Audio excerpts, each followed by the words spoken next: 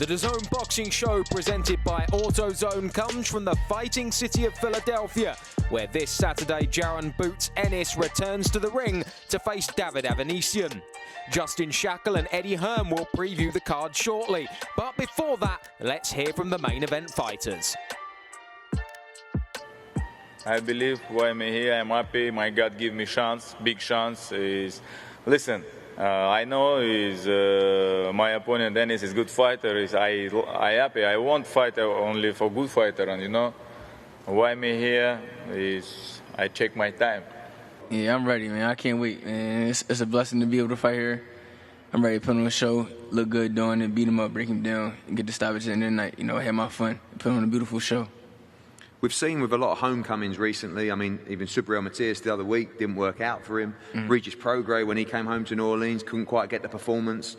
You expect to thrive under this kind of atmosphere. It's at home, there is pressure, it's everybody you know, but you just believe another fight and another performance from Jaron. Most definitely. I feel like I'm going to thrive here. I'm have my fun. I'm put on a beautiful show. You know, I fighting at home, I'm comfortable. I'm being at home is like me being on the couch with my feet up, you know. So it's gonna be a great show. I can't wait. I'm ready. It's Crawford.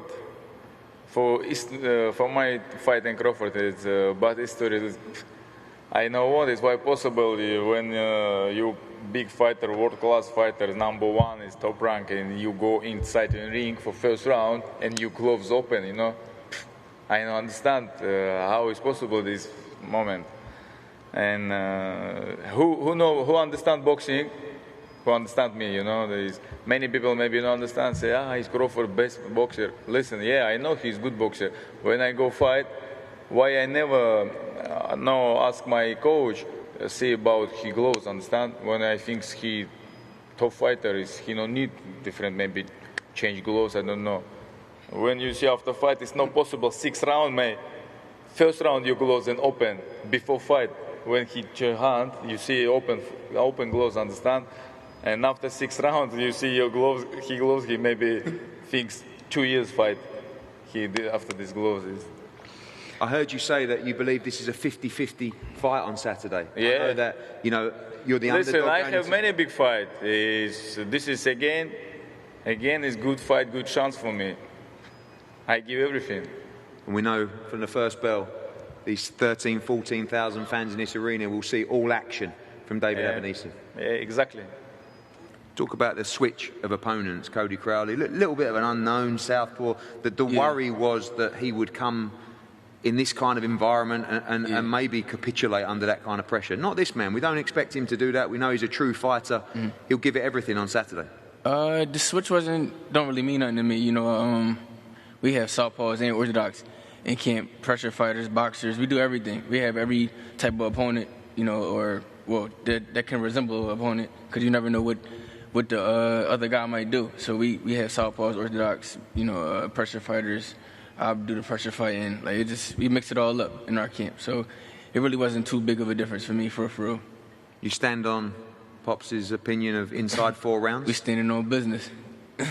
You believe that you'll stop this man early in the fight on Saturday? Most definitely. I'm not gonna look for it. I'm gonna go in there and have my fun and put on a show, you know. But it's definitely gonna come. I'm gonna let the knockout come to me.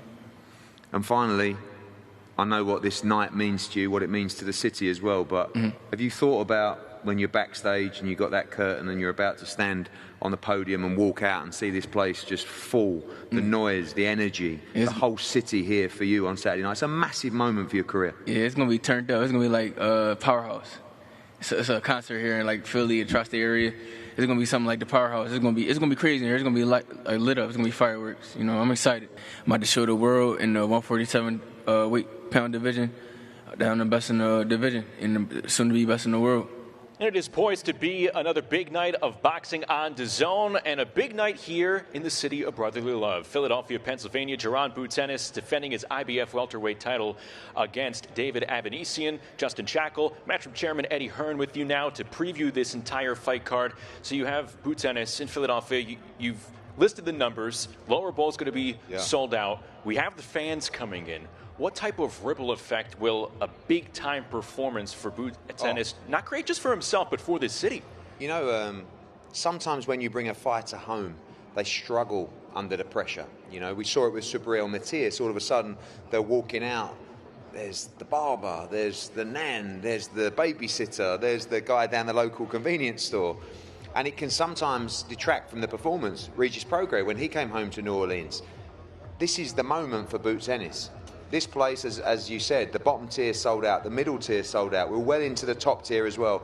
13 to 14,000 people here on Saturday night. If this man shines, it changes everything. I mean, everybody in boxing feels like this kid's already a pound-for-pound star.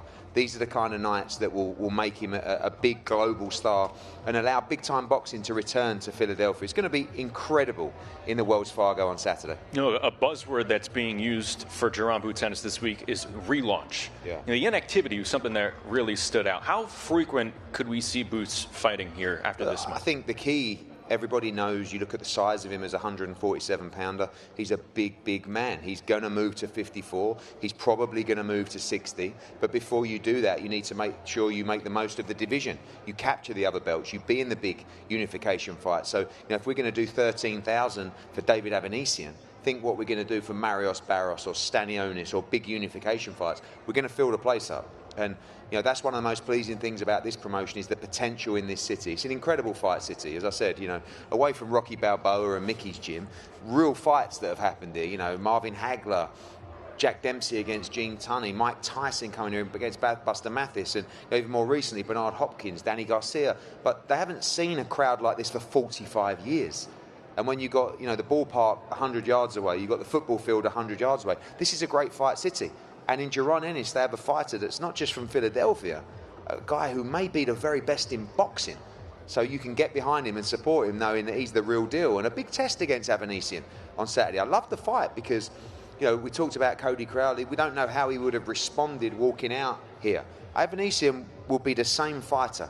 One person in the crowd, 20,000 in the crowd. He will come to fight on Saturday night. And you credit Avanesyan in his camp because you know he's only had 5 weeks' notice, but you know that he's ready. Oh, you know, yeah. he's been ready, and he's going to be that aggressive style fighter that we have come to recognize over his career. But for Boots, if he gets through Saturday, how confident are you that those unification bouts could lie ahead? You know, we have to make them. We have to make the big fights, you know, and I think he's ready. He's in the prime of his life. Again, we know that we can come back, fill up the Wells Fargo.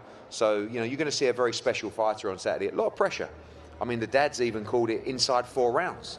You know, against someone as tough as Avanesyan, you know, that would be a lot quicker than Terence Crawford managed to get the victory over Avanesyan. And, you know, I think that's a mega fight between those two down the line. But a lot of pressure on Jaron Ennis on Saturday, not just from his city, from us, from the boxing world. All this hype.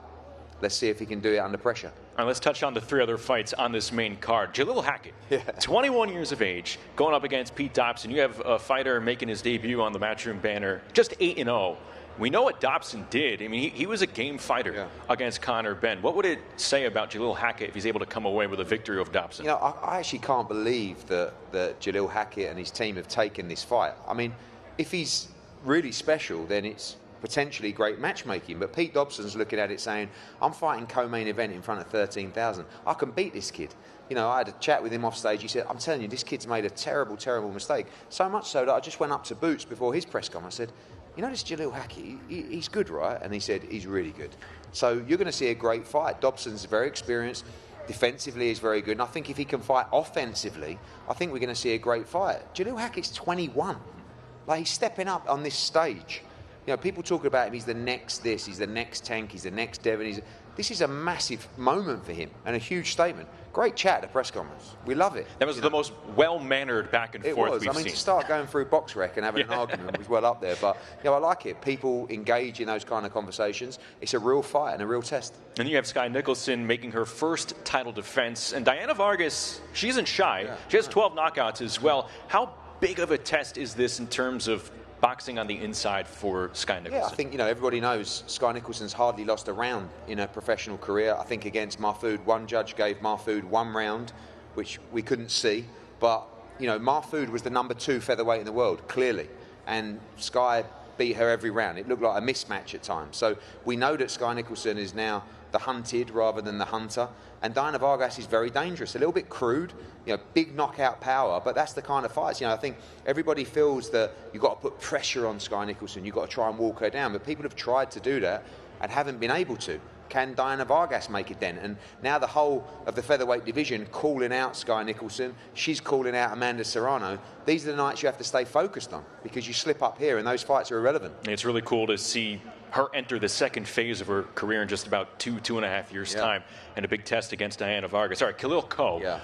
He was originally up against a much taller and more, accomplished fighter, Emmanuel Gallegos, and you get a late replacement here in Kwame Ritter. What are you expecting from Khalil as he goes in his first 10-rounder? Well, Ritter's really tough. One defeat against another world-class prospect as well. A lot of knockouts. I think 9 knockouts in 10 fights.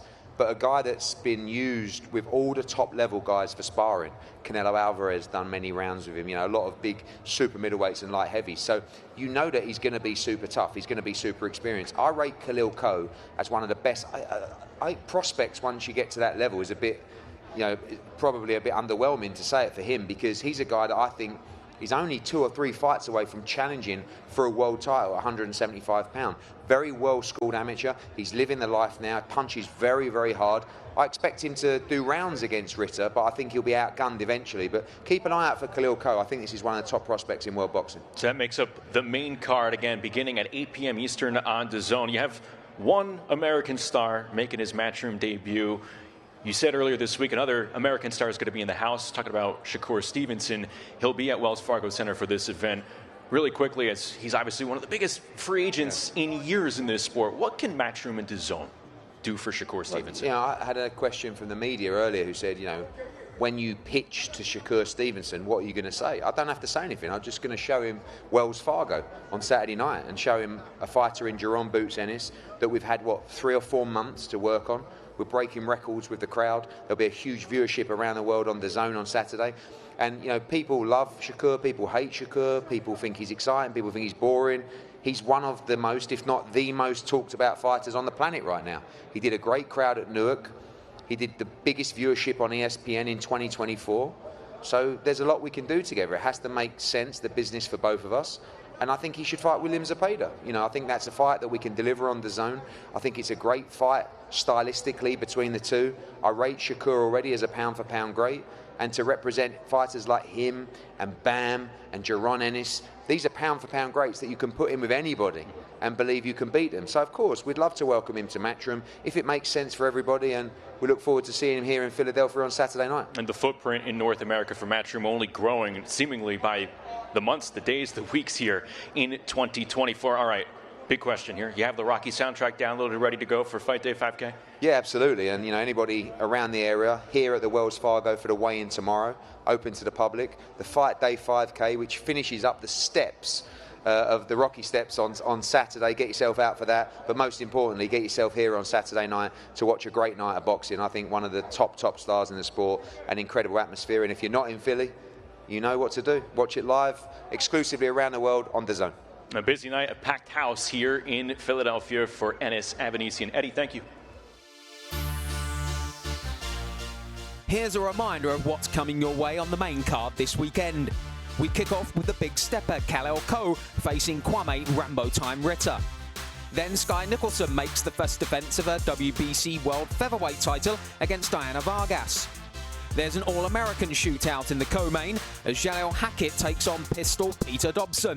Then comes the main attraction as Philly's own Jaron Boots Ennis battles David Avanesyan for the IBF World Welterweight strap.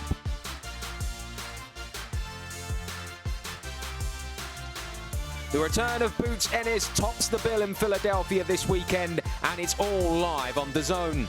Before the bell starts at 5 p.m. Eastern, 10 p.m. BST, with the main card underway at 8 local. That's 1 a.m. Sunday morning for viewers in the UK and Ireland. So pop some coffee on, because this one will be well worth staying up for.